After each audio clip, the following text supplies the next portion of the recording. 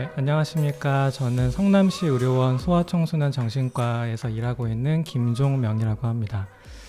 저는 오늘 성소수자 진료 그리고 성소수자 친화적 의료를 주제로 발표를 하겠습니다. 오늘 이렇게 발표를 하게 된 계기 중에 하나는 여기 화면에 보이시는 것처럼 휴머니터스에서 한국 성소수자 의료 연구회 기획으로 차별 없는 병원이라는 책이 출간이 되었습니다. 그래서 저도 공동 저자 중 1인이고 이 책이 출간되면서 제가 이렇게 성소수자 의료란 무엇인가, 그리고 성소수자 의료와 관련해서 우리가 어떤 것들을 고려해야 되는가를 주제로 말씀을 좀 나눠보려고 합니다. 네, 목차는 제가 성소수자 친화적 의료를 우리가 왜 알아야 하고 왜 필요하다고 생각을 해야 하는지 첫 번째로 말씀을 드릴 거고요. 두 번째는 우리 의사들이 처음에 베이직 텀이나 아니면은 역학이나 이런 것들을 당연히 시작하면서 배워야 되기 때문에 성소수자의 기초적 이해 관련해서 말씀을 드릴 거고, 세 번째는 많이들 아시겠지만 성적 지향이나 성별 정체성과 관련한 어떤 정신과적 진단의 변화가 어떻게 되어 왔는지를 말씀을 드릴 겁니다. 네 번째로는 성소수자 진료에서 가장 중요한 개념 중에 하나가 소수자 스트레스, 마이너리티 스트레스라고 하는 건데, 그게 무엇을 의미하는 건지, 그리고 수용 경험이라는 것이 무엇인지 말씀을 드릴 거고요. 다섯 번째로 우리가 성소수자 친화적 의료를 위해서 안전한 공간을 어떻게 만들어갈 것인지 정신건강의학과 진료를 예시로 좀 전달을 드리겠습니다. 그리고 마지막으로 소위 전환치료라고 하는 어떤 개념이 있는데, 이 부분에 대해서는 우리 의사들이 어떻게 생각하면 좋을지 좀 전달드리려고 합니다.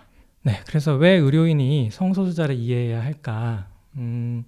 책에도 있는 내용인데요. 첫 번째로 성소수자가 사회적 소수자로서 편견과 차별에 노출되어 온 경험으로 인해서 심리나 태도가 위축되어서 원활한 진료가 어려울 수 있습니다.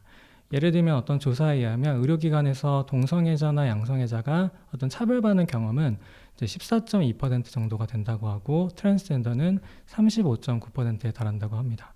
그래서 이러한 부분이 원활한 진료를 가능케 하고, 혹은 진료를 오는 데 있어서 주저함 없이 병원에 내원하게 되는 계기를 좀 저하하는 요소가 될 수 있다라고 볼 수 있기 때문에 우리가 성소수자를 이해해야 한다라고 볼 수 있겠습니다.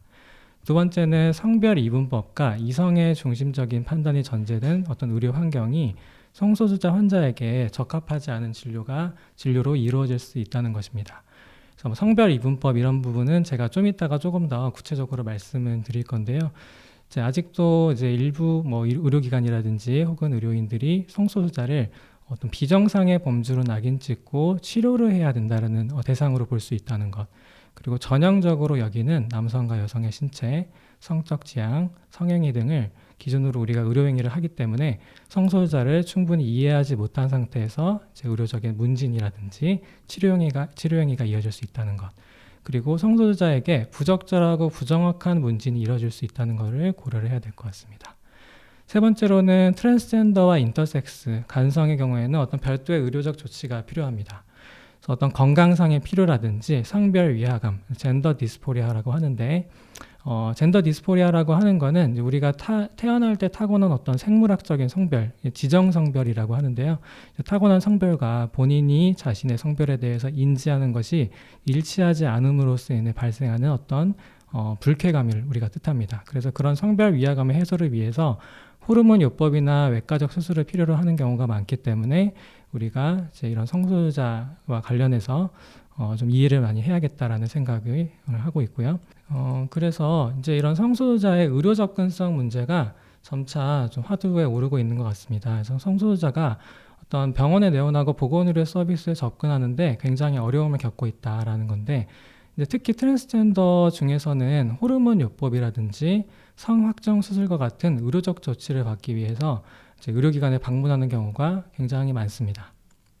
근데 아까 말씀드린 것처럼 이런 의료적 조치가 트랜스젠더의 성별 위화감, 젠더 디스포리아를 완화하거나 해소하기 위해서 필수적일 뿐만 아니고, 또 국내에서는 어떤 여러 가지 제도적, 법적 어떤 문제를 해결하기 위해서도 필요한 상황입니다. 그래서 이런 의료적 조치에 대한 정보를 얻고 병원에 가서 진료를 하는 게 필요한데, 병원에 찾아가서 의사와 상담하는 방법으로는 의학 정보를 얻기가 어렵다 보니까 인터넷에서 대체로 정보를 얻고 있습니다. 그래서 이런 이유는 이제 성소수자를 진료하고 특히나 트랜스젠더를 진료하면서 어떤 전문적인 의학적 정보를 갖고 있는 의료인들이 부족하다 보니까 특정 병원으로만 몰리고, 또 이런 특정 병원에 내원하지 못하는 상황에서는 인터넷으로 부정확한 정보를 찾게 되고, 또 부정확한 어떤 술기나 아니면 부정확한 치료를 본인 스스로 자기에게 어떤 시행하는 그런 경우도 적지 않게 좀 보고가 되고 있습니다. 또 하나는 이제 의료적 처치를 받게 된다고 하더라도 경제적인 부담 때문에 수술을 받지 못하는 경우가 많습니다. 비급여 항목들인데요. 예를 들면 이제 우리가 성전환 수술, 요즘에는 성확정 수술이라고 부르는데, 이런 수술 같은 경우에 수천만 원의 비용이 들기 때문에 어떤 비용적 문제 때문에 병원에 잘 내원하지 못한다. 그리고 조금 전에 말씀드린 것처럼 좀 성소수자나 아니면 트랜스젠더에 대해서 마음 편히 이해하고, 그리고 마음 편히 갈 수 있는 그런 의료기관이 부족해서 적절한 의료적 조치를 받지 못하기 때문에 의료 접근성 문제가 계속해서 조금 특히나 이제 의료인들 사이에서 조금 우리가 주의를 기울여야 되는 문제가 되고 있는 것 같습니다. 특히나 또 트랜스젠더는 본인의 정체성 때문에 의료진이나 직원으로부터 차별을 겪거나 불편한 상황에 놓일 수가 있는데요. 이런 문제 때문에 또 병원에 내원하는 것을 피하기도 합니다. 예를 들면 이제 성전환 혹은 성확정 관련해서 의료적 조치를 받기 위해서 찾아간 병원인데, 접수된 이름이나 성별이 맞는지 물어보는 것. 이게 이제 예를 들면 이제 여성에서 남성으로 호르몬 치료를 받고 있는 중이라면 충분히 그 호르몬 치료가 된 경우에는 이제 사람들이 대체로 보기에는 우리가 소위 말하는 남성적인 외모를 갖고 있기 때문에 이제, 그런데 주민등록번호는 2로 시작하는 경우인 거죠. 그럼 의료인이 이제 원무과를 포함해서요, 이분에게 이 성별이 맞느냐 혹은 이름이 맞느냐라고 이제 사람이 많은 데서 물어본다든지, 또 이런 경험들을 이제 병원에 가면 하게 되는 거죠. 그리고 적절한 진료를 받기 위해서 의료진에게 성전환 관련 의료적 조치에 대해서 환자가 의사에게 가르쳐줘야만 했던 그런 경험들, 그리고 어떤 모욕적인 발언이나 불필요한 질문을 듣기도 하는 것들 때문에 어떤 의료 접근성의 문제가 발생하고 있다라는 것입니다.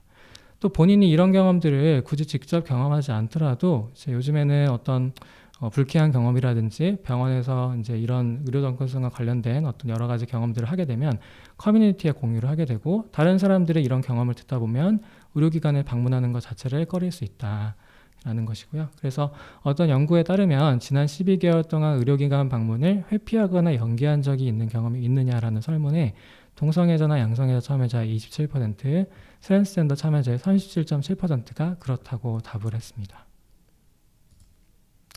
네, 그래서 이제 이렇게 우리가 성소수자 친화적 의료, 그리고 성소수자의 의료 접근성을 좀 고민해야 되는 고민해야 되는 이유를 간략하게 말씀을 드렸고요. 성소수자를 시작함에 있어서 간혹 난감해 하시는 경우들이 이제 조금 어떤 성소수자와 관련된 여러 가지 용어 문제인 것 같습니다. 그래서 이런 용어들을 간략하게 좀 설명을 드리겠습니다. 많이들 들어보셨겠지만 LGBT 혹은 LGBTI라는 것은 레즈비언, 게이, 바이섹슈얼, 트랜스젠더, 인터섹스를 의미합니다. 그래서 국제적으로 성소수자를 가리키는 용어로 가장 널리 쓰이고 있고, 요즘에는 이제 LGBTI에 더해서 AQ까지 더해서 무성애자 에이섹슈얼과 정체성을 탐색 중인 사람, 퀘스처너 혹은 퀴어를 더해서 이제 LGBTIAQ로 명명을 많이 하고 있습니다. 퀴어라는 용어는 비이성애나 비시스젠더 정체성을 아우르는 용어고, 성소수자 전반을 포괄하는 용어라고 이해하시면 될 것 같고요. 시스젠더는 무엇인지 제가 조금 이따가 말씀을 드리겠습니다. 성적 지향, 섹슈얼 오리엔테이션은 개인이 어떤 성별에 우세하게 감정적이거나 낭만적이거나 어떤 성적인 끌림을 느끼는지를 나타냅니다.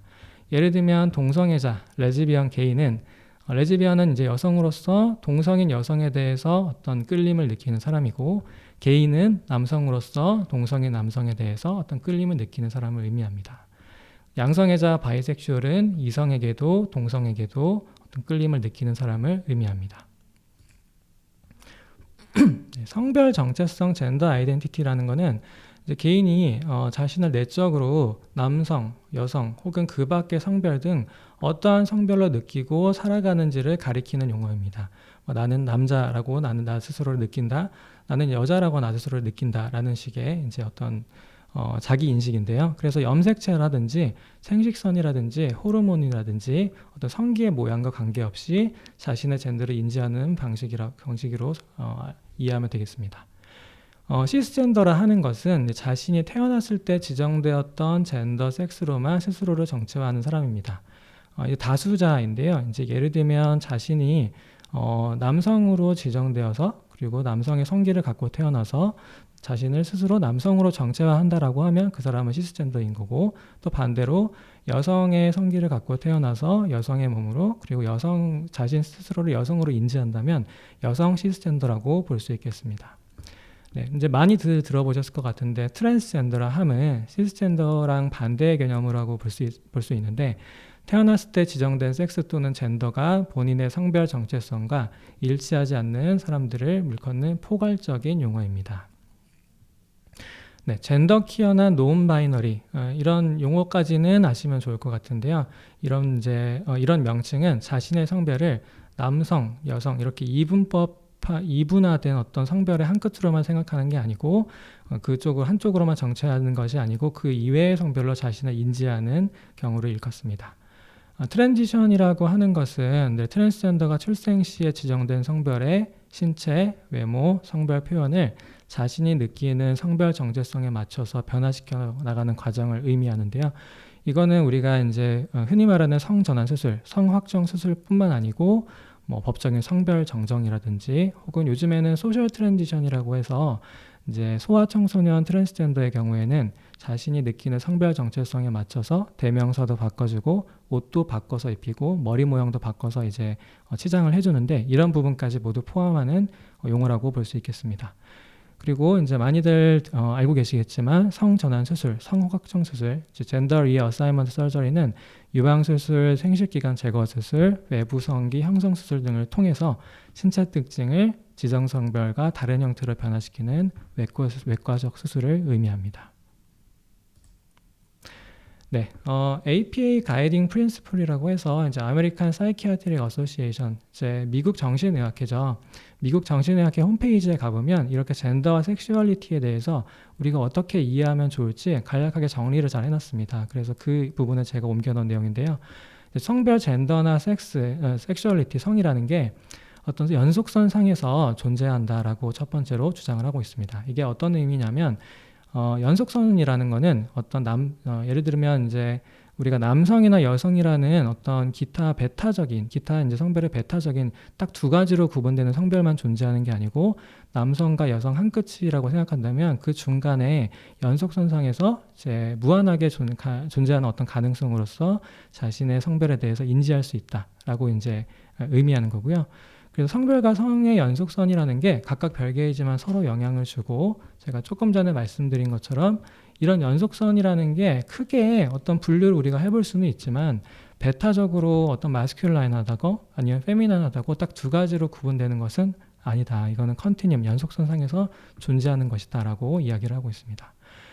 그리고 이제 섹슈얼리티라는 게 세 가지 영역으로 구분되는데, 오리엔테이션, 아까 제가 말씀드린 성적 지향, 그리고 어떤 성적 행동, 아이덴티티, 이런 것들이 세 가지 영역에 서로 밀접한 관련이 있으나 항상 일정하지는 않다. 플루이디티를 갖고 있다라는 것이고요. 그리고 젠더라는 것이 생물학적 성에 기반에 발달하기도 하지만 그렇지 않기도 하다. 제가 아까 말씀드린 것처럼 트랜스젠더라든지 젠더 퀴어라든지 논 바이너리가 여기에 해당할 것 같습니다. 그리고 성별과 성의 발달 궤적은 생물학적, 심리적, 사회적, 문화적 영향을 받는다라는 것이고, 그리고 각 개인의 어떤 고유한 특징이 사회 문화와 상호작용하면서 정체성의 조합으로 이루어져 있는데, 그 중에는 성별과 성도 포함되어 있다라고 볼 수 있겠습니다. 그래서 이 내용은 이제 APA 사이트에 가면은 이제 잘 게시가 되어 있기 때문에 관심 있는 분들은 보셔도 좋을 것 같고요. 제가 지금까지 말씀드린 APA 가이딩 프린시플을 그림으로 표현하면 이렇게 우리가 이해할 수 있을 것 같습니다. 왼쪽에 보시면은 어떤 섹스나 젠더 아이덴티티가 딱 양 끝으로 이분화되어 있기보다는 한쪽 끝을 남성이고 한쪽 끝을 여성으로 본다면 그 중간에 연속선이 있고, 본인이 인지하는 젠더 아이덴티티를 가정한다면 이 중간의 연속선 중에 어느 선 정도 3분의 2지점 혹은 2분의 1지점 등등 이런 식으로 자신을 인지할 수도 있다. 이렇게 우리가 이분법으로 성별 혹은 성별 정체성 등에 대해서 인지하기보다는 어떤 연속선상에서 이해하는 것이 더 올바르겠다라고 APA 가이딩 프린시플은 얘기하고 있습니다. 네, 그리고 이제 그러면 이제 성소수자는 인구 중에 어느 정도 존재하는가라고 이제 우리가 한번 짚어야 될 것 같은데요.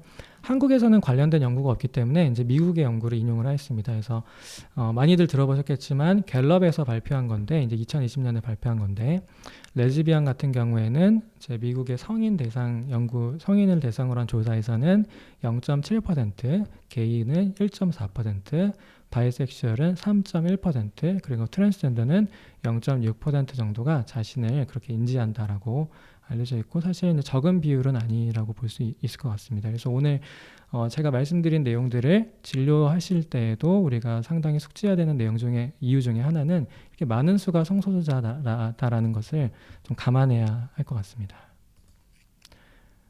제가 그래서 성적 지향이나 성별 정체성 관련해서 정신과적 진단이 어떻게 변화해 왔는가 간략하게 말씀을 드리겠습니다. 정신과에서는 두 가지 기준으로 정신과적 진단을 분류하고 그리고 체계를 나눕니다. 첫 번째는 WHO에서 발표하는 ICD 기준이고 두 번째는 APA에서 발표하는 DSM 기준입니다. DSM에서 규정하는 호모섹슈얼리티는 그 변화를 보시면 이전에는 호모섹슈얼리티라고 해서 동성애를 어떤 질병으로 규정을 하였습니다. 그러나 DSM-3부터 에고 디스토닉한 호모섹슈얼리티만 질병으로 볼 수 있다라고 규정을 했고, 그러니까 에고 디스토닉하다는 것은 자신을 호모섹슈얼리티라고 인식하고 있지만 그것을 좀 거부하고 싶어하는 그런 사람들을 좀 포함하는 단어인데요. DSM-3에서 이제 이렇게 에고 디스토닉한 호모섹슈얼리티만 어떤 병적인 것이다라는 어떤 변화가 있었고, DSM-3 아래서는 이마저도 이제 삭제가 돼서 섹슈얼 디스오더 NOS라고 이제 질병명을 남겨놨었고, 종국에는 이제 DSM-5에 와서는 관련된 질환명을 모두 삭제해서 호모섹슈얼리티와 관련해서는 탈병리화하는 어떤 변화를 보여왔습니다. 그래서 이런 변화 속에서 이제 1970년대에 이제 오른쪽에 있었던 어떤 정신과 의사분이 본인 스스로 자신은 호모섹슈얼이고, 그리고 정신과 의학 내에서 이런 동성애자에 대한 어떤 혐오나 동성애자에 대한 어떤 차별이 굉장히 횡행하고 문제가 되고 있다라고 발표한 것이 또 이런 변화의 어떤 원동력 중에 하나가 됐었고요. 그리고 ICD에서는 이제 1990년대 ICD-10 그리고 ICD-11을 거치면서 탈병리화되었다. 그리고 동성애가 진단 기준에서 모두 삭제가 되었다라고 생각을 하시면 될 것 같습니다. 여튼 호모섹슈얼리티는 현재 ICD와 DSM에서 당연히 어떤 병적인 것으로 인식되지 않고 그리고 정상인 상태로 규정하고 있습니다. 네, 젠더 아이덴티티와 관련해서는 이제 이와 관련해서도 2000년 DSM-4TR까지만 해도 젠더 아이덴티티 디스오더라고 명명을 해서 이제 트랜스젠더를 어떤 정신과적 질병처럼 규정을 했지만 2013년에 DSM-5 기준에서는 젠더 디스포리아라는 이름으로 바뀌었고, 젠더 디스포리아는 이제 명칭에서 보시는 것처럼 디스오더가 아닙니다. 그래서 젠더 아이덴티티 디스오더에서 젠더 디스포리아라는 명칭으로 바뀌었고, 이 명칭의 변화는 트랜스젠더의 어떤 탈병리화를 의미하기도 하고, 또 젠더 디스포리아는 단순하게 트랜스젠더처럼 자신의 성별 정체성, 지정 성별과 그리고 자신이 느끼는 성별 정체성에 일치하지 않은 것만을 의미하는 게 아니고, 거기서 이제 발생한 어떤 여러 가지 불쾌감이 있어야만 젠더 디스포리아라고 이제 명명을 할 수 있기 때문에 탈병리화된 어떤 변화라고 우리가 볼 수 있겠습니다. 또 이제 ICD-11에서도 이제 이게 젠더 인컨그런스라고 해서 변화가 있었고, 그래서 이제 이렇게 트랜스젠더 관련해서도 정신과적 진단에서 모두 삭제가 되는 변화가 있었다라고 보시면 될 것 같고요. 그리고 이제 ICD-12에서 결국에 이제 트랜스젠더를 정신질환 항목에서 모두 제외하기로 했고, 이게 곧 이제 발표가 될 거고요. KCD는 이제 ICD를 반영해서 이제 바뀌기 때문에 아직까지는 트랜스섹슈얼리즘이라는 진단으로 남아 있습니다. 네, 그래서 이제 제가 오늘 말씀드릴 내용 중에 이제 가장 핵심적인 내용 중에 하나가 이렇게 소수자 스트레스라는 개념인데, 이 부분에 대해서 전달을 드리겠습니다. 소수자 스트레스라는 거는 이제 영어로 마이너리티 스트레스라고 하는데, 소수자 집단에 속하는 사람들이 낙인이라든지 편견이라든지 여러 가지 차별의 경험에 노출되면서 겪는 스트레스를 의미합니다. 제가 다음 슬라이드에서 어떤 예시를 보여드릴 건데요. 반대로 이렇게 소수자 스트레스에 반해서 GMSR 모델이라는 GMSR 메저로 이제 일컬어지는 이 모델을 통해서 소수자 스트레스와 연관된 여러 가지 스트레스나 관련된 회복을 할 수 있다라는 주장이 제기가 되고 있고, 그래서 이 소수자 스트레스라는 개념이 처음에 도입된 후에 GMSR 모델에 따라서 우리가 성소수자의 회복과 그리고 어떤 회복 탄력성을 우리가 기대할 수 있다라는 개념이 이제 도입되면서 의료적인 처치나 우리가 의학적인 개입도 어떤 개념이 많이 변화해 왔다고 볼 수 있겠습니다. 예를 들면 소수자 스트레스라는 것은 이제 저는 소아청소년 정신과 의사이기 때문에 이런 경우들을 이제 간혹 보게 되는데요.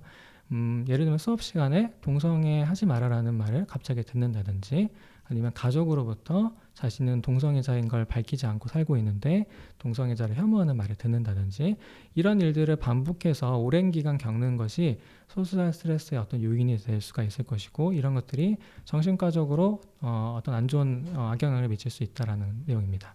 그래서 다음 슬라이드에 보시면 이 소수자 스트레스에는 원인 스트레스 요인이라는 게 발생한다고 합니다. 제가 조금 전에 말씀드린 것처럼 여러 가지 낙인이나 차별이 우울증이나 전반적인 정신건강이나 자살 시도나 자해행동을 증가시키는 결과를 낳을 수 있다라는 것이고요. 그리고 이제 이 원인 스트레스 요인이 근위 스트레스 요인으로 이어져서 이제 다른 사람들이 성소수자를 혐오하는 것을 보고 그리고 그로부터 영향받아서 자신 스스로를 혐오하게 되는 이런 이제 근위 스트레스 요인으로 이어져서 이런 것들도 불안이나 우울 증상과 연관된다. 또 타인이 자신의 어떤 정체성에 대해서 보일 태도에 대해서 항상 경계하게 되고, 또 숨기게 될 경우에는 항상 자신에 대해서 무언가를 숨기고 있게 되는 것도 정신건강에 부정적인 영향을 미칠 수 있다라는 것이고요. 이 근위 스트레스 요인을 의미한다고 볼 수 있겠습니다. 네, 그래서 이제 이러한 여러 가지 요인들 때문에 가령 제가 이제 예를 들어 드리면 가장 이제 좀 벌너러블한 지금 이제 어떤 인구 집단으로 우리가 생각을 하고 있는 것들이 생각을 하고 있는 집단이 트랜스젠더 아동 청소년입니다. 그래서 트랜스젠더 아동 청소년의 전반적인 정신 건강을 보시면 여러 가지 자살 시도, 자해 시도라든지 이런 것들이 굉장히 다른 그 트랜스젠더가 아닌 아동 청소년 인구 집단에 비해서 높고, 특히나 오른쪽의 표를 보시면 자살 시도율이 굉장히 심각하게 높은 상황이라서 좀 많은 정신과 의사들이 우려를 하고 있는 것으로 알고 있고요. 그래서 한국에선 데이터는 거의 없지만 로우 데이터에서 보면은 한국의 트랜스젠더의 자살 관련 실태와 관련해서도 굉장히 정신과적으로 우려되는 상황이다라고 볼 수 있겠습니다. 네, 그래서 이제 반면에 이렇게 우리가 소수자 스트레스의 원인 요인 그리고 근위 요인을 살펴봤지만, 지금부터 말씀드릴 회복 탄력성 요인을 고려한다면 이런 스트레스 요인을, 소수자 스트레스 요인을 우리가 좀 줄이고 다시 정신건강과 관련해서도 회복할 수 있고 그리고 건강한 삶을 살아갈 수 있다라고 제시를 하고 있습니다. 그래서 성별 정체성이나 성적 지향을 수용하고 자부심을 갖도록 도와주는 것이 우울 증상의 감소와 연관된다고 이제 우리가 인식을 하고 있는데요. 이렇게 회복 탄력성 요인에는 6가지 요인이 제시가 되고 있습니다. 예를 들면 정체성에 대해서 자부심을 갖고, 그리고 사회적 억압을 스스로 능동적으로 인식하고, 가족과 좋은 관계를 갖고, 적절한 진료와 경제적 지원을 받고, 그리고 성소수자 커뮤니티와 연결되고 미래에 대한 희망을 갖게 하는 것. 네, 이 중에서 이제 4번째 보시면 적절한 병원 진료를 받는 것이 성소수자의 회복 탄력성 요인으로 이제 제시가 될 만큼 그만큼 병원과 의료인의 역할이 굉장히 중요하다라고 볼 수 있겠습니다. 네, 그래서 이제 우리가 그 성소수자 친화적 어떤 병원과 의료기관을 만들어가는 데 있어서 제가 몇 가지 팁을 좀 공유해드리고 싶은데, 저는 정신과 의사이기 때문에 정신건강의학과를 베이스로 해서 여러 가지 그 설명을 좀 드리겠습니다.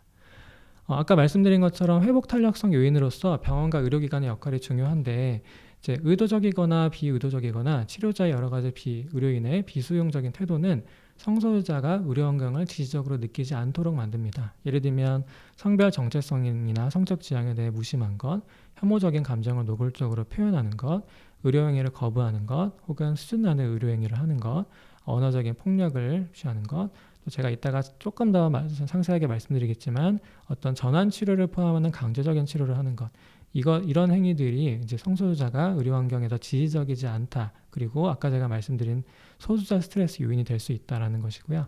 그래서 의료인이 성소수자 정체성에 대해서 조금 더 적극적으로 인식하고 실수를 했다면 이를 인지하고 교정하는 노력이 필요하지 않을까라는 생각을 합니다. 반면에 이제 현실적인 문제도 있는데 아무래도 의학 교육에서 이런 교육이 현재까지 많이 부족해 왔기 때문에 지식도 부족하고 실제 경험도 좀 적고 슈퍼비전의 기회가 없고 또 어떤 개인적인 신념도 있을 수 있지만 우리가 모두 의료인이고 의사이기 때문에 우리가 그동안 많이 배웠고 실천하고 있는 여러 가지 의료 행위의 원칙을 지켜야 되지 않을까라는 생각을 들고요. 반면에 이제 성소수자가 그러면 의료기관에 바라는 것은 무엇인가? 이제 대체로 세 가지를 얘기를 하는데 성소수자의 정체성을 고려한 여러 가지 의사소통 그리고 언어 사용을 하는 것 그리고 성소수자의 정체성과 관련해서 경험할 수 있는 다양한 경로에 대해서 치료자가 알고 있을 것. 예를 들면 트랜스젠더가 호르몬 치료나 성확정 수술을 받아야 하는데 이런 부분에 대해서 치료자가 의료인이 알고 있을 것. 그리고 성소수자 정체성을 병리화시키지 않을 것. 이 세 가지가 중요하다고 볼 수 있겠습니다. 네, 그래서 이제 의료인이 제가 좀 전에 말씀드린 GMSR 모델에 따라서 이제 성소수자를 진료할 수가 있고 성소수자가 미래에 경험할 수 있는 관계라든지 사회적 수용, 괴롭힘, 그리고 의료적 처치와 관련해서 조금 더 걱정을 상의할 수 있지 않을까 싶고요. 그리고 의료진이 중재한 자리에서 성소수자 그리고 가족이 어떤 정체성과 의학적 처치에 대한 의견을 나눌 수 있을 것 같습니다. 또 이제 가족을 우리가 항상 진료하다 보면 만나다 보니까 가족이 성소수자 다른 가족에 대해서 경험할 수 있는 다양한 반응이 있는데 예를 들면 성소수자 자녀라면 성소수자 자녀를 잃은 것 같은 감정, 두려움 그리고 뭐 다른 가족들에게 배척받을 것 같다. 예를 들면 친척 혹은 이제 부부의 불화 이런 것들을 느낄 수 있다는 것을 우리가 알고 있으면 좋을 것 같습니다. 그래서 우리가 성소수자 당사자가 여전히 가족 안에 존재한다는 것을 받아들이도록 도우는 역할을 할 수 있다고 생각을 하고요. 가족, 특히나 이제 성소수자 아동 청소년 혹은 아동 청소년이 아니다 하더라도 대체로 커밍아웃 시기는 조금 젊은 나이일 때가 많다 보니까 양육자의 지지가 굉장히 중요한 것 같습니다. 그래서 이제 성소수자 아동 청소년 혹은 젊은 나이에 어린 나이의 성소수자를 우리가 알게 되면 그 당사자의 정신건강과 관련해서 부정적 결과를 예방할 수 있는 가장 중요한 요인이 양육자의 지지다라는 것을 알고 있어야 할 것 같고요. 그래서 이제 처음 만나는 우리 의사가 이런 상황을 마주했을 때 양육자나 부모가 가족이 굉장히 혼란스러워할 수가 있는데 그럴 때 성소수자에 대한 어떤 올바른 정보를 전달하는 것이 그 성소수자 당사자에 대한 건강을 보장하고 그리고 좋은 역할을 해줄 수 있겠다라는 생각을 하고 있습니다. 제가 정신과 진료 예시를 간략하게 들어서 이제 말씀을 드릴 건데요. 예를 들면 13세 지정성별 남성인 트랜스젠더 여성이 정신과에 내원했다라는 어떤 가정을 해보겠습니다. 그럴 때 의료인이 이런 생각을 할 수 있을 것 같습니다. 의료인이 어린 청소년이 정말로 자신을 트랜스젠더라고 인식할 수 있을까? 바뀔 수도 있는 거 아닐까? 그리고 의심과 비판적인 시선을 이렇게 바라볼 수 있을 것 같은데요. 이렇게 이제 의심과 비판적인 시선을 우리가 가지고 청소년을 본다면 이것들이 당연히 진료 과정에서 청소년이 느낄 수밖에 없고 이 부분이 어떻게 보면 제가 아까 말씀드린 소수자 스트레스 요인으로 작용할 수도 있다라는 거를 우리가 좀 감안하면 좋을 것 같고요. 그리고 이제 이미 그런 성소수자 아동 청소년이 부정적인 경험이나 성소수자 관련한 이야기를 많이 들었기 때문에 진료실에서도 의사에게 자신을 증명해야 된다는 압박감을 느끼고 있는 경우가 많습니다. 그래서 이제 많이들 추천하는 게 트랜스젠더 혹은 성소수자에게 친화적이고 성별 중립적인 언어를 사용하고 성소수자에게 친화적인 어떤 진료실 분위기 예를 들면 진료실 내에 성소수자 깃발 하나 놓는다든지 관련 책을 비치해 놓는다든지 이런 부분이 라포를 쌓아가는 데 굉장히 중요할 수 있다라고 권고가 되고 있고요.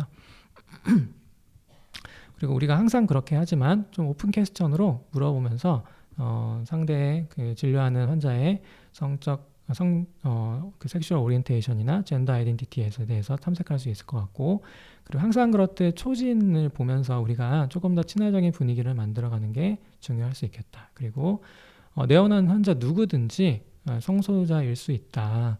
뭐 나이와 관련 없이 또 성별과 관련 없이 누구든 성소수자일 수 있다는 것을 항상 인지하면서 진료보는 것이 필요할 것 같습니다. 그래서 결론적으로 우리가 GMSR 모델에 따라서 성소수자 건강의 어떤 위험 요인, 아까 말씀드린 소수자 스트레스 요인, 그리고 회복 탄력성 요인을 인정하고 자신의 의료 행위가 이에 위배되지는 않는지 점검하는 것이 필요하다는 생각을 하고 있습니다.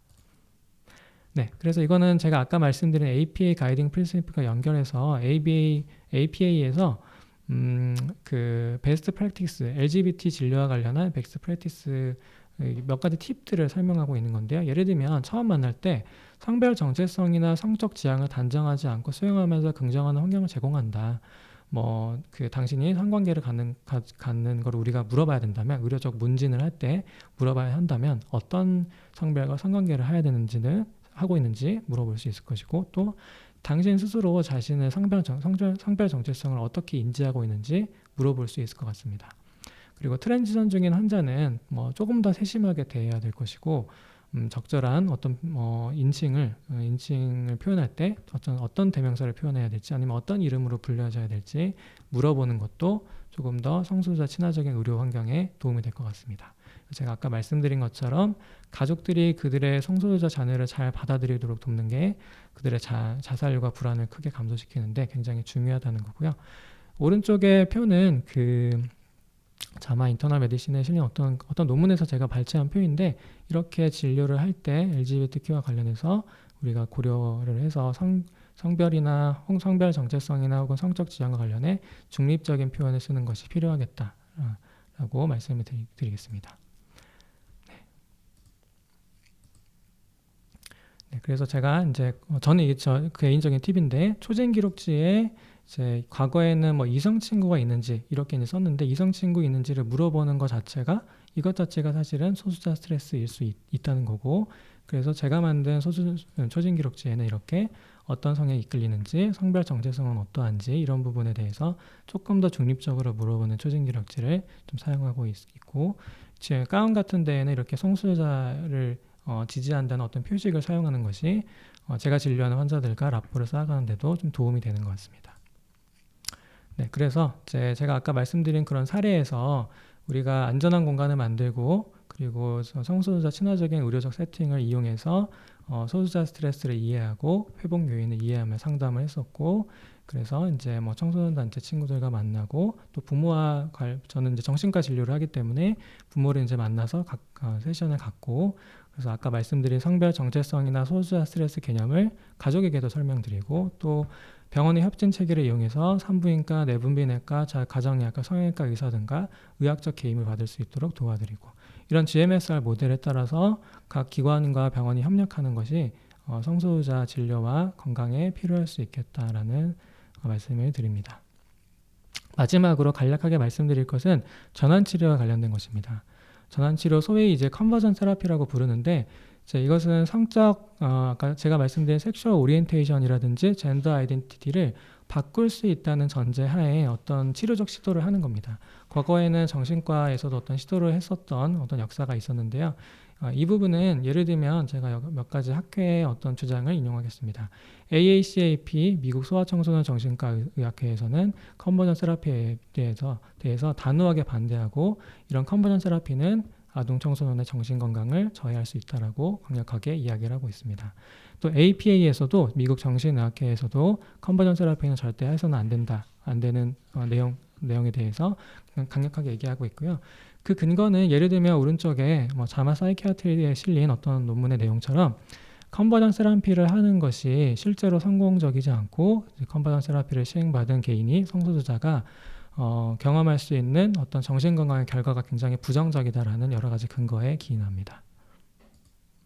네, 그래서 AMA, 아메리칸 메디컬 어소시에이션도 폴리시 파인드에 찾아보면은 이렇게 젠더 아이덴티티에 대해서 넌 저지먼탈하게 보는 게 필요하고, 그리고 LGBT 성소수자의 어떤 건강에 대해서 교육하는 것이 필요하고, 그리고 아까 말씀드린 것처럼 컨버전 테라피에 대해서는 반대한다라고 명시하고 있습니다. 네, 그래서 여러 가지 가이드라인을 참고해도 좋을 것 같은데요. 제가 조금 전에 말씀드린 것처럼 APA, 그리고 또 다른 아메리칸 사이콜로지컬 어소시에이션, 그리고 미국 소아청소년 정신과 의사회, 그리고 WPAS, 페네이 같은 주로 많이 참고하는 가이드라인을 참고하는 것도 성소수자 진료에 있어서 많은 도움이 될 수 있을 거라는 생각이 들고요. 제가 간략하게 예시를 든 거는 AACAP의 가이드라인인데, 성소수자 아동에 대한 임상가해 진단 및 치료 원칙을 간략하게 잘 설명해 두었고, 여기서도 당연히 컨버전 테라피에 대해서는 명확하게 반대한다라고 명시를 하고 있습니다. 그래서 이런 여러 가지 가이드라인을 참고할 수 있을 것 같고요. 그리고 미국에서는 트랜스젠더 유스에 대한 어떤 펀메드 논문이 이렇게 기하급수적으로 성장할 만큼 LGBT의 어떤 건강에 대한 연구가 굉장히 늘어나고 있다라는 것이고, APA 그 사이트에 들어가면은 이렇게 트랜스젠더 멘탈 헬스에 관련한 어떤 강의 내용들이 많이 있습니다. 그래서 돈만 내면은 이런 내용들을 볼 수가 있고 관련 연구들이 많다라는 것을 제가 간략하게 마지막으로 말씀을 드리고요.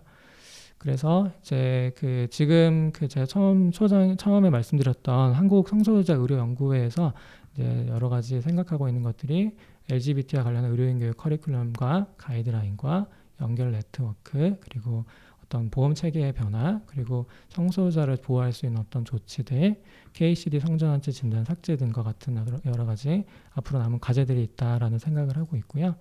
그리고 간략하게 마지막으로 책과 관련해서 말씀을 드리면, 한국 성소수자 의료연구회에서 이제 지금 저희가 학회 활동을 하고 있고, 순천향병원의 이은실 교수님이나 서울대병원의 윤현배 교수님, 그리고 고대병원 강동성심병원에서 트랜스젠더 클리닉을 열어서 지금 진료를 열심히 하고 계신 걸로 알고 있습니다. 그래서 저희 학교에서도 여러 번 세미나를 하고 있고, 제가 오늘 말씀드릴 내용은 이제 이 책에 실려 있는 내용들을 간략하게 간추려서 전달해 드린 것이고, 이제 관련해서 관심이 있으시면 이 책을 읽어보시면 조금 더 자세하게 성소수자 친화적 의료에 대해서 이해할 수 있지 않을까 생각이 듭니다. 이제 저는 소아청소년 정신과 진료를 많이 하다 보니까 이제 관련한 사례들을 많이 보는데, 예를 들면 제가 2년, 3년 이상 진료하는 경우들을 많이 봅니다. 물론 이제 정신과 세팅은 조금 더 얘기를 많이 하니까, 면담 내용이 길다 보니까 물론 조금 더 세심하게 고려해야 될 필요는 있다고 생각은 드는데, 예를 들면 제가 한 2년, 3년째 진료하다가 갑자기 문득 자신이 성소수자임을 밝히는 경우들도 있거든요. 처음에 자신이 성소수자라고 밝히는 경우도 물론 있지만, 제가 지금까지 경험하는 사실 다수 경험을 좀 비춰보면 대체로는 조금 진료하다가 충분히 납부가 쌓여서 진료할 때가 좀 많이 있는 것 같고, 그렇다고 한다면 진료하는 그 환자들, 그리고 내원하는 환자들에 대해서 어느 환자든 성별과 관련 없이 혹은 나이와 관련 없이 이 사람이 성소수자일 수도 있다고 가정을 하고 진료를 하는 거는 항상 필요로 하겠다. 그러니까 우리가 면담을 하고 문진을 하다 보면 당연히 녹아있는 말송에서 성별이나 성별 정체성이나 성적 지향에 대해서 이제 중립적이지 않은 말들을 쓸 때가 당연히 있는 것 같습니다. 그래서 그런 이제 어떤 우리가 문진 과정에서의 어떤 질문이나 아니면은 설명 내용들에 있어서 우리가 자기 어떤 확인을 좀 해야 하는 과정이 좀 필요할 것 같다는 생각이 들고, 제가 아까 말씀드린 것처럼 성관계와 관련해서는 이제 진료할 때도 좀 물어볼 경우가 있잖아요. 그래서 그런 경우에 남성이랑 예를 들면 남자친구가 있는지 여자친구가 있는지 이렇게 물어본다고 하면은, 만약에 제가 이제 레즈비언 여고생을 진료를 하는데 남자친구가 있냐라고 이제 물어보면 그 순간 납부는 사실 깨진 거라고 저는 생각을 하거든요. 그래서 만나는 어떤 애인이나 파트너가 있냐라고 사실 언제든지 물어봐야지, 남자친구 있냐라고 대뜸 물어본다면 그거는 사실 그 면담 과정 자체가 사실 그 이후로 원활하게 진행이 잘 안 될 것 같고, 그리고 이런 내용들은 짧게 문진을 하는 과정에서도 필요할 수 있고, 그리고 설사 그리고 또 자신이 레즈비언이 아니다 혹은 트랜스젠더가 아니고 자신은 이성애자고 시스젠더라고 얘기하는 경우에도 저는 제 성별 중립적인 얘기를 쓰는 것이 맞다고 생각을 합니다. 왜냐하면 성별 정체성이나 성적 지향이라는 게 변화할 수도 있는 거고요. 그리고 디나이얼하고 있는 걸 수도 있고 혹은 거짓말하고 있는 걸 수도 있거든요. 여러 가지 이유로 인해서. 그래서 면담 과정에서 짧은 이제 면담 과정과 문진 과정이지만 항상 그런 부분을 좀 고려해야 되지 않나 생각을 하고 있습니다. 미국에서는 아마 그렇게 많이들 하고 있는 걸로 알고 있고요. 이제 지금은 체크할 수 있는 게 말씀하신 대로 메일, 피메일밖에 없으니까 이제 그 제3의 성별로 자신을 인지하는 사람이 체크할 수 있는 공간이 사실 없고, 그것들이 아까 말씀드린 것처럼 의료 접근성을 제한하는 어떤 여러 가지 팩터 중에 하나라고 저도 생각을 좀 하거든요. 그래서 지금 이제 한국에서 벌어지는 여러 가지 일들도, 예를 들면 말씀하신 대로 이제 제가 강의 중에도 잠깐 말씀드렸지만 주민등록번호는 2로 시작하는데, 소위 말해서 이제 그 남성의 외향을 갖고 있고 남성으로 패싱이 되고 있다 보니까 원무과라든지 아니면 진료하기 전에 뭐 진료하는 과정에서 이제 우리가 진료하기 전에 꼭 한번 확인을 하잖아요. 환자 확인을 한번 하잖아요. 그 환자가 맞는지. 그런 과정에서 그 환자 맞는지 잘 모르겠다는 표정으로, 그리고 정말 그 환자 맞냐라는 식으로 이제 확인하는 그런 과정들이 좀 있고, 그게 이제 뭐 성소수자 그리고 트랜스젠더인 분들이 이제 병원에 내원하셔가지고 불편해하는 큰 요인 중에 하나이기 때문에 좀 보완이 필요하다라는 생각을 많이 하고 있습니다. 제가 아까 말씀드린 것처럼 이제 소수자 스트레스라는 게 사람들이 나를 어떻게 인지하는가, 그게 이제 되게 중요한 요인 중에 하나잖아요. 근데 이제 예를 들어서 뭐 원무과 직원인데, 혹은 이제 본인이 이제 간호조무사로 외래를 보고 이제 외래 세팅을 담당을 하고 있는데, 제가 말씀드린 소수자 스트레스 개념이라든지 아니면은 성소수자에 대한 어떤 의학적인 이해를 하고 있는 분이라면은 지금 벌어지는 여러 가지 현장에서의 일들은 되게 하라스먼트일 경우가 많거든요. 그러니까 예를 들어 현장에서 남자 아니에요? 뭐 여자 아니에요? 약간 이런 식으로 물어본다든지, 아니면 그분 맞아요 정말? 약간 이런 식으로 물어본다든지. 사실 개인을 확인하는 과정은 한두 번으로 끝날 수도 있고 굉장히 퍼스널하게 한두 번 이제 확인해서 종료가 될 수도 있는 과정인데, 그 과정을 되게 퍼블릭하게 만들고 그 과정에서 그게 이제 성소수자들이 분들이 병원 내원에서 되게 힘들어하는 부분이라고 생각이 들거든요. 그래서 아까 종국에는 아까 말씀드린 것처럼 의료적 시스템으로 성별이나 이런 부분에 대해서 우리가 처음부터 애초에 확인하는 과정이 필요할 텐데, 지금은 전혀 그런 게 되어 있지 않다 보니까 단순하게 그냥 개인 대 개인, 예를 들어 원무과 직원 대 환자, 뭐 간호과 직원 대 환자, 이렇게 1대1의 과정에서 확인하는 과정이 지금 당장은 어쩔 수 없이 벌어지는 일이고, 그 과정에서는 제가 말씀드린 여러 가지 그런 고려가 좀 필요하겠다. 그리고 이제 제가 지금 의사분들께 뭐 이런저런 내용들을 전달을 해드리지만, 사실 그런 과정에서는 병원 내에 있는 모든 직원들의 어떤 교육이 좀 필요하다고 생각이 들거든요. 제가 마지막에 좀 강조를 하긴 했는데, 전환 치료라는 개념을 아직도 인용해서 의료 현장에서 설명하거나, 혹은 종교 기관으로 이제 가도록 권유하거나, 혹은 본인 스스로 그런 프랙티스를 해보려는 게 아직도 이제 간혹 이제 있다고 좀 들었는데요. 근데 이제 가장 걱정되는 것 중에 하나가, 이제 우리가 소위 말하는 컨버전 세라피 전환 치료를 받는 경우에, 특히나 아동 청소년에서 자살 시도라든지 자살률이 굉장히 높다는 연구 결과는 굉장히 컨시스턴트하게 나오고 있기 때문에, 그 부분에 대해서는 좀 인지를 하셨으면 좋겠다라는 것이고, 또 전환 치료라는 게 정말 명시적으로 너의 성별이나 혹은 뭐 성별 정체성이나 성적 지향을 바꾸겠다, 이렇게 명시적인 표현을 하는 것도 전환 치료라고 볼 수 있지만, 또 어떻게 보면 되게 묵시적이고 암묵적으로 우리가 표현하는 것들도 분명히 있을 거거든요. 이제 얘기를 하다 보면은 그런 것도 저는 이제 어떤 전환 치료의 어떤 맥락이라고 보여지고, 사실 그것도 제가 아까 말씀드린 소수자 스트레스와 관련된 내용으로 볼 수 있지 않을까 싶어서 조금 고려하셨으면 좋겠습니다.